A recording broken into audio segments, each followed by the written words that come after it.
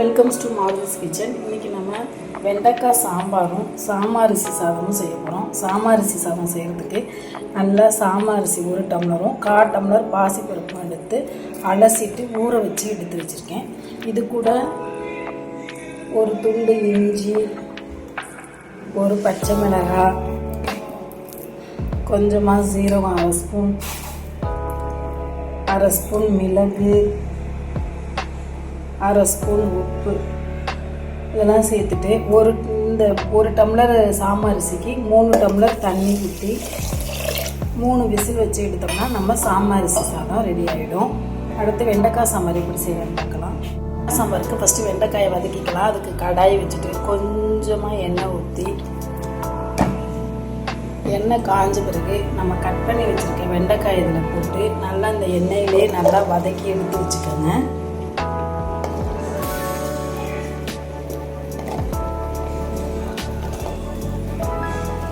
சரி, ஒரு கடாயில் எண்ணெய் ஊற்றி எண்ணெய் காஞ்சதும் கடுகு, உளுந்தம்பருப்பு, ஜீரகம், ஒரு வரமிளகாய், கருவேப்பிலை,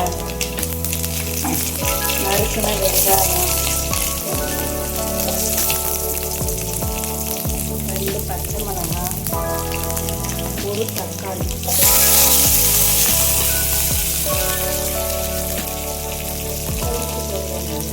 இதெல்லாம் போட்டு நல்லா வதக்கி வச்சுக்கோங்க. வெங்காயம் வதங்கின பிறகு கொஞ்சமாக பெருங்காயத்தூள், அரை ஸ்பூன் மஞ்சள் தூள், 1 ஸ்பூன் சாம்பார் தூள் இது போட்டு லைட்டாக இதில் கரைச்சிட்டு நம்ம லெமன் சைஸ் புளி எடுத்து கரைச்சி வச்சுருக்கோம். அந்த புளி தண்ணியோட இதை கொதிக்க விடுங்க.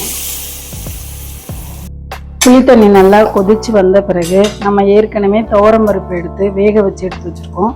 அதை இது கூட சேர்த்துக்கலாம்.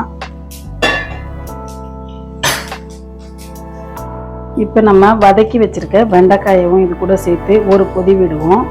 குழம்பு நல்லா கொதி வந்ததும் தாளிப்பு கரண்டியில் கொஞ்சமாக எண்ணெய் ஊற்றி தாளிப்பு வடகமும் கருவேப்பிலையும் போட்டு நல்லா பொரிய விட்டு